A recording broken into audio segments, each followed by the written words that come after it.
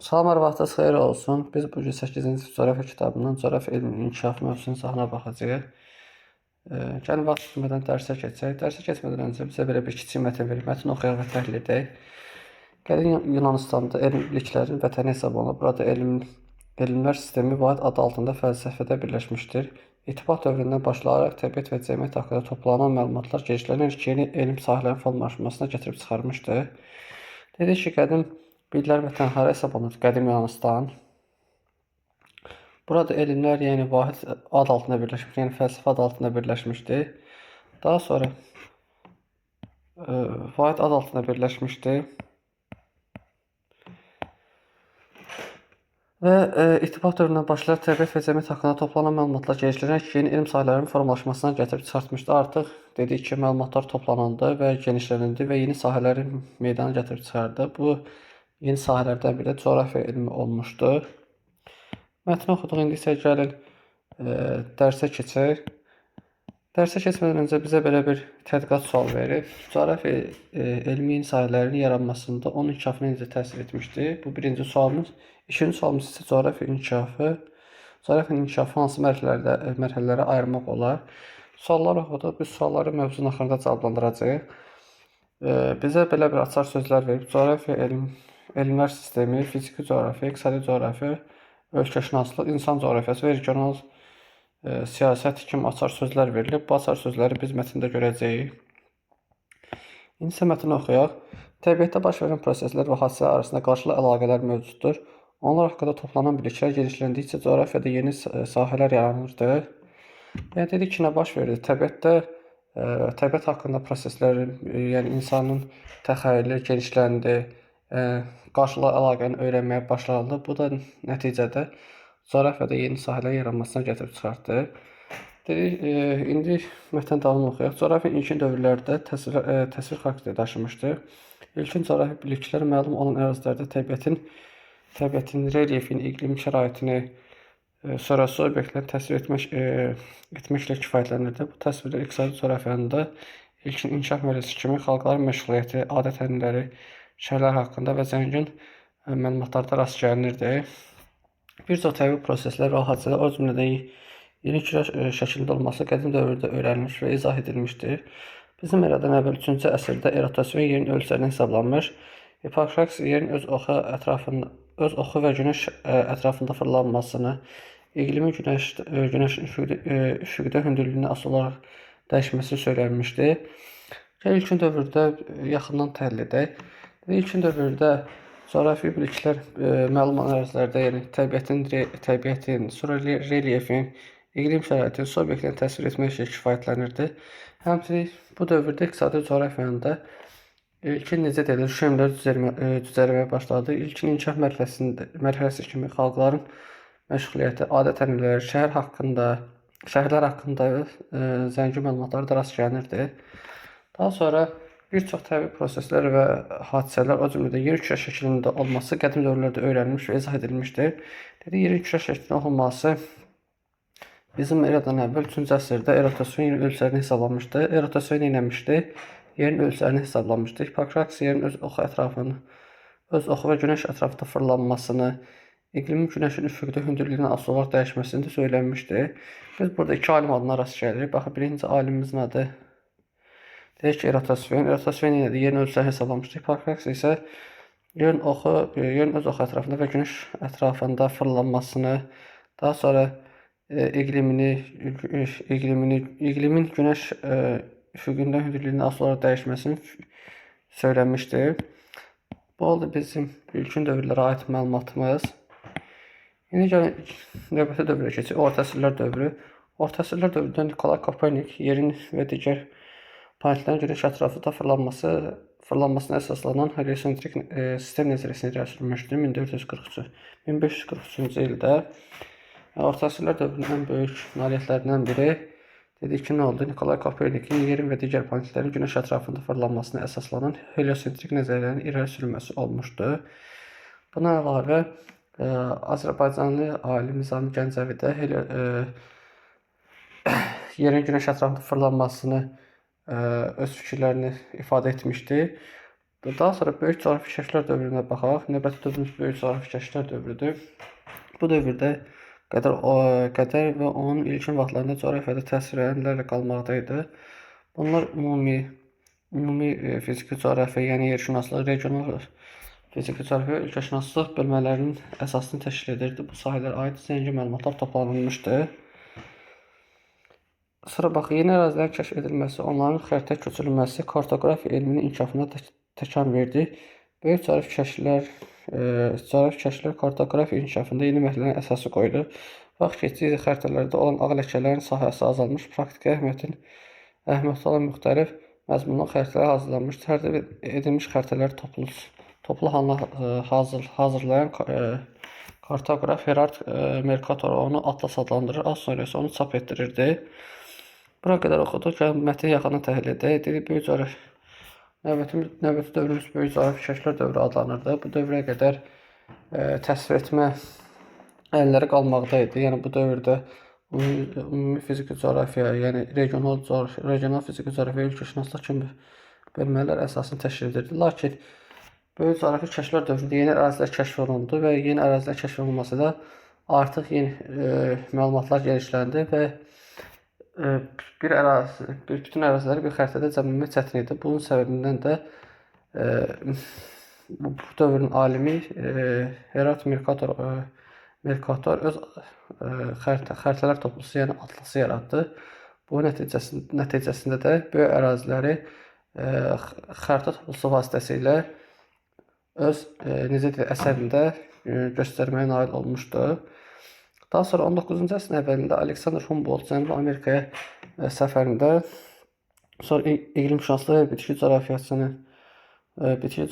yəni biocoğrafiya haqqında məlumatlar toplandı.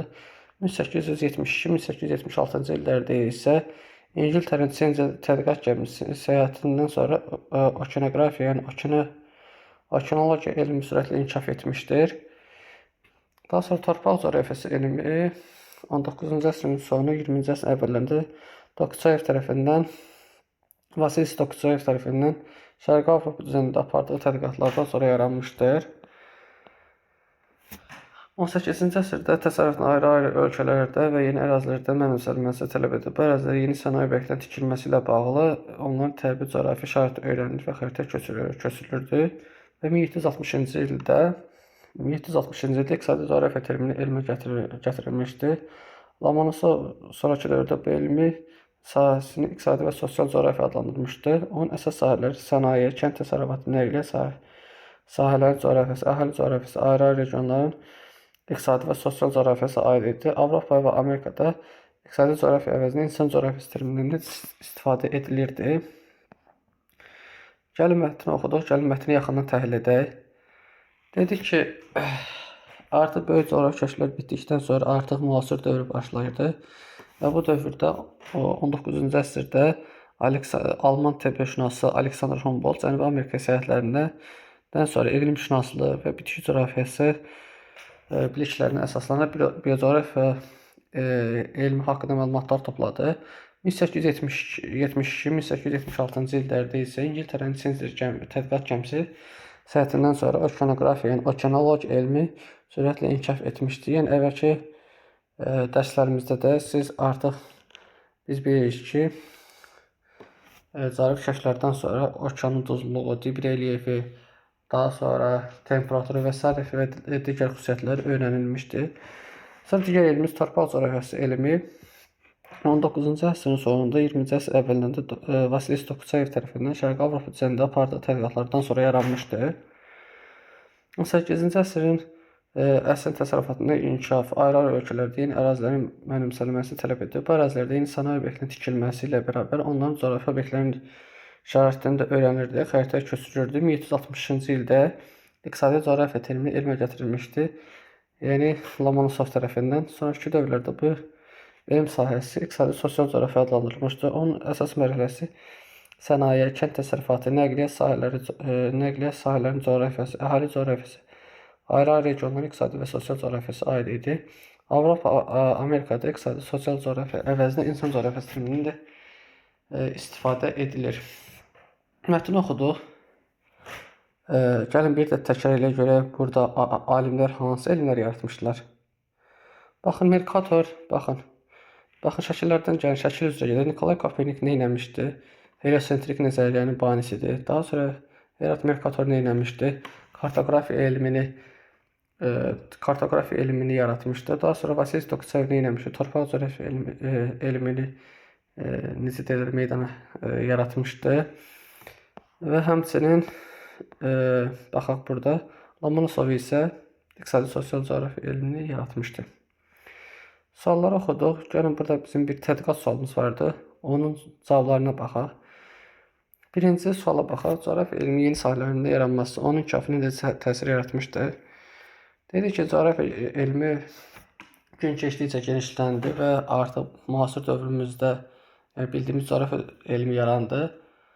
Bu nəticəsində də artıq bir sahəni müəyyən əraziləri öyrənmək üçün köməkçi elmlərdən istifadə zəruri idi. Bu nəticəsində də kitabda adı keçdiyi kimi torpaq coğrafiyasından, sonra biocoğrafiyadan, iqtisadi coğrafiyadan və digər elmlərdən kömək almağa başlanıldı. Bu nəticəsində də coğrafiya elmi öz necə deyirlər, inkişafının yüksək zirvəsinə çatdı. Sonra inkişafı hansı mərhələlərə ayırmaq olar? Gəlin baxaq. Birinci dövrümüz hansı idi? İlkin dövrlər idi. Yəni qədim dövr, daha sonra orta əsrlər dövrü, daha sonra böyük coğrafi kəşflər dövrü. Sonra dedik ki, müasir dövrü də biz qeyd eləmişdik. Bu bizim oldu. Tədqiqat suallarının cavabları. İndi isə bizə verilən tapşırıqların cavablarına baxaq. Birinci sual deyir ki, təsir xarakterli coğrafi məlumatları verən hansı anlar var idi? Gəlin baxaq. Elə baxın, ilk sətrimizdə var idi. İlkin dövrlərdə təsir xarakteri daşımışdı. Baxın, ilk sətirdə görünür elə təsir xarakteri daşımışdı. Görək hansı alimlər öz fikirlərini demişdi. Baxın, bir çox təbii proseslər və hadisələr, o cümlədən yer küre şəklində olması kim demişdi? Yəni qədim dövrdə yaşayan, yəni bizim eradan əvvəl 3-cü əsrdə eratosiya ölçüləri haqqında hesablamalar aparmışdı. Hiparaks yerin öz oxu və günəş sistemi ətrafında fırlanmasını, həmçinin iqlimin günəşin üfüqdən hündürlüyündən asılı olaraq dəyişməsini də söylənmişdi. Bu oldu bizim ilkin təsəvvürlər dövrü. Həmçinin Nikolay Kopernikin heliosentrik nəzəriyyəsində bura biz aid edə bilərik. Yəni Nikolay Kopernikin heliosentrik nəzəriyyəsi. Bu oldu bizim birinci sualımız. İkinci suala baxaq. İkinci sualda deyir ki, 19-20-ci əsrlərdə coğrafiya hansı yeni elm sahələri yaranmışdı? Baxaq, 19-20-ci əsrlərdə baxaq. 19-cu əsrdə Alexander Humboldt dedi ki, biocoğrafiya elmi yaratmışdı. Sonra İngiltərənin Chandler tədqiqat gəmisi vasitəsilə okeanografiya elmi, yəni okeanologiya elmi yaradılmışdı. Sonra Dokçayev tərəfindən torpaq coğrafiyası, Lomonosov tərəfindən isə iqtisadi sosial coğrafiya elmi yaradılmışdı. Bu bizim oldu ikinci sualımız. Üçüncü suala baxaq. Lomonosov və Dokçayevin coğrafiya sahələrinin əsas xidmətləri hansılar idi? Gəlin baxaq, kitabda bu haqqda geniş məlumat verib. Birinci Lomonosov haqqında baxaq. Lomonosov haqqında baxın, burada məlumat verib. Gəlin oxuyaq. 18-ci əsr təsərrüfatının inkişafında ayrı-ayrı ölkələrdə yeni ərazilərin mənimsənilməsini tələb edirdi. Bu ərazilərdə yeni sənaye obyektinin tikilməsi ilə bərabər onların təbii coğrafi şəraiti öyrənilir, xəritə köçürülürdü. 1760-cı ildə iqtisadi coğrafiya termini elminə gətirmişdi. Yəni kim gətirmişdi? Lomonosov gətirmişdi. Sonraki dövrlərdə bu elm sahəsi inkişaf edildi və iqtisadi və sosial coğrafiya elm adlandırdı. Onun əsas sahələr sənaye, kənd təsərrüfatı, nəqliyyat sahələri coğrafiyası, əhali coğrafiyası, ayrı regionların iqtisadi və sosial coğrafiyası aid idi. Yəni bu bizim oldu. Lomonosova aid məlumatımız. Həmçinin axırıncı cümlədə deyir ki, Avropa və Amerikada iqtisadi sosial coğrafiya əvəzinə insan coğrafiyası terminindən də istifadə edilir. Bizim oldu Lomonosovla bağlı məlumatımız. İndi isə Dokçayevlə bağlı məlumata baxaq.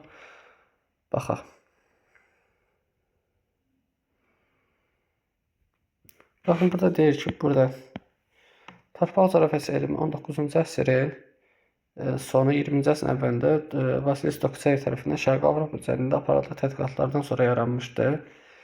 Yəni Şərqi Avropa üzərində torpaqların strukturu haqqında öyrənmiş və təsərrüfat əhəmiyyətini